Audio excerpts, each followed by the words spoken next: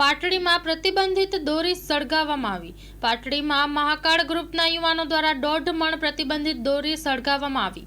મહાકાળ ગ્રુપના આકાશ પંચાલે જણાવ્યું છે કે વ્યક્તિ દોરીના ગૂંચડા તેમને આપે તેવા વ્યક્તિને તેઓ 1 કિલોના 200 રૂપિયા આપવામાં આવે છે। Story report by Minaz Malik. જય શ્રી રામ।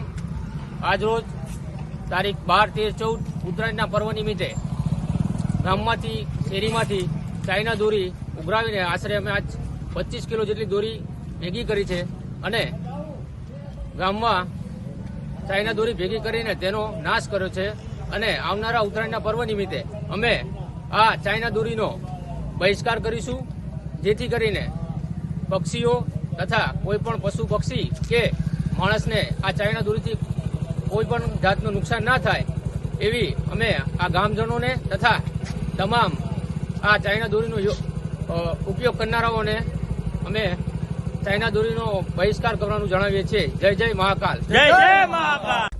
જય શ્રી રામ, જય મહાકાલ। ઉત્તરાયણ પર્વ નિમિત્તે છેલ્લા ઘણા દિવસોથી મહાકાલ ગ્રુપ પાટડી દ્વારા અલગ અલગ વિડીયો, અલગ અલગ પોસ્ટર અને સ્ટેટસોના માધ્યમથી પાટડી ગામ તેમજ ગ્રામ્યમાં એક એવો સંદેશો આપવામાં આવ્યો હતો કે ઉત્તરાયણ પતી ગયા પછી જે દોરીનું ગૂંચ રોડ રસ્તા ઉપર અને ધાબા ઉપર હશે એ દોરીની ગૂંચ જે અમને લઈને આપશે એના અમે 1 કિલોએ 200 રૂપિયા આપીશું।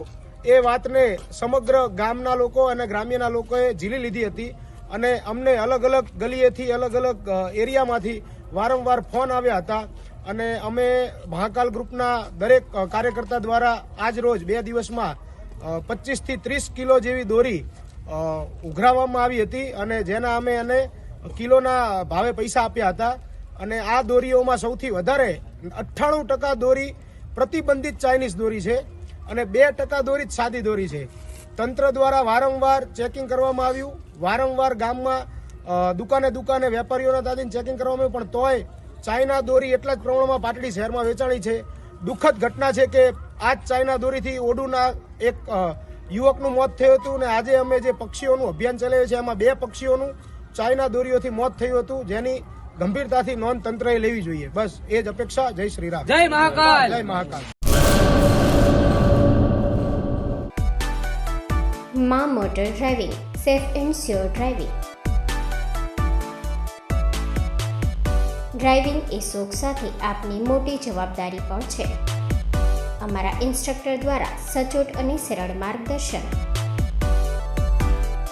આપની રોજની તાલીમની માહિતી મેળવીને શું અધુરાશ છે એના ઉપર પૂરું ફોકસ કરાય છે।